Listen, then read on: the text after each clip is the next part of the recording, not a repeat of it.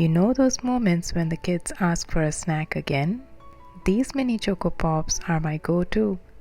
So easy to make, and honestly, it feels great knowing exactly what's gone into them. So if you want to learn how to make them, then just keep watching.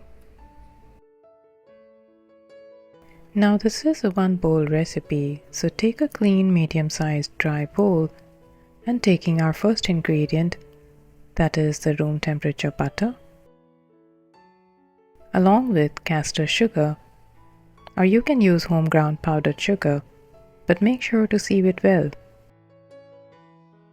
Simply use a spatula and bring the mixture to a light and fluffy texture until you see the sugar is well incorporated.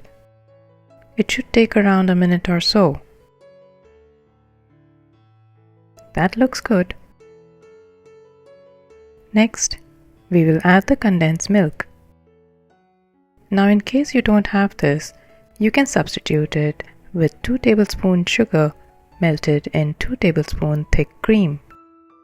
That will mimic the creamy smooth texture of the condensed milk. To this we will add the vanilla extract, along with a tablespoon of room temperature milk. Give this all a quick stir until well combined. You know when a recipe that never fails, super easy, super comforting, and kind of addictive. In fact, I've lost count of how many times I've made this one. Next, we will take all the dry ingredients, that is the whole wheat flour, cocoa powder, baking powder, and a pinch of salt.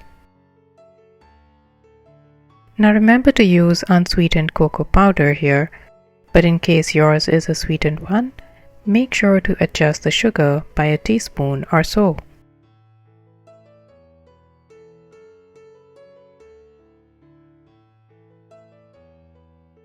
Now all you have to do is mix it all in using a gentle cut and fold method, just like I have shown here.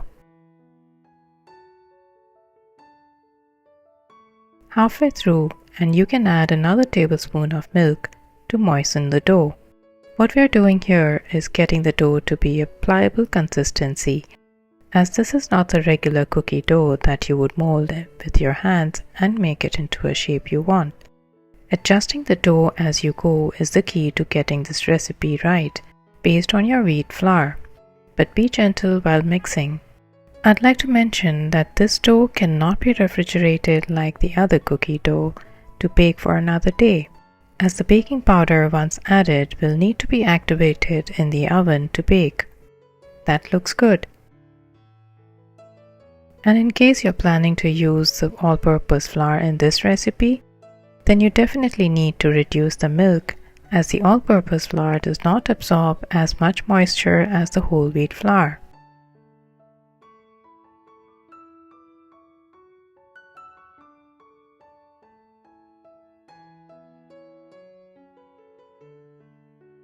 Now I'm using 2 bags to pipe out the dough into the tray.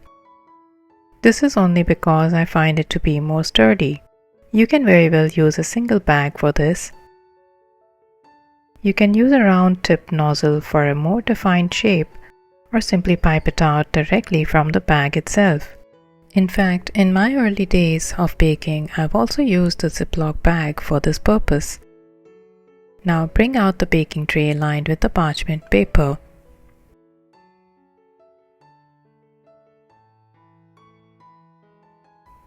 And all you need to do is just pipe it out into tiny little dollops,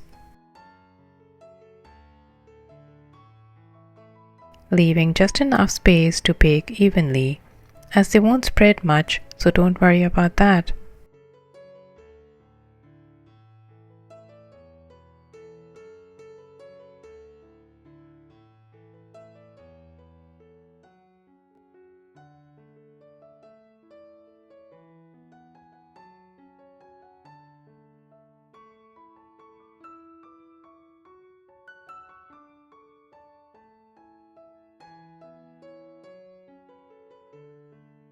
Once piped out, this will go into the preheated oven at 160 degrees for about 12 to 14 minutes. And these can be baked with a lower rod on. Perfect dome-shaped little Choco Bites. Or rather, I think I'll call them Choco Pops, because I absolutely want to pop one of these into my mouth right away. What do you think? Write to me in the comments below. I'd love to hear from you. And I also baked another batch with the rest of the dough, and it got me around 150 mini Choco Pops altogether. These little Choco Pops are an absolute treat and are sure to get a thumbs up from your little ones. Just store them in an airtight container, and anytime they reach for the not so healthy sugary snack, simply pour these out into a bowl with some cold milk, and you'll be surprised to know, because they'll be asking for more.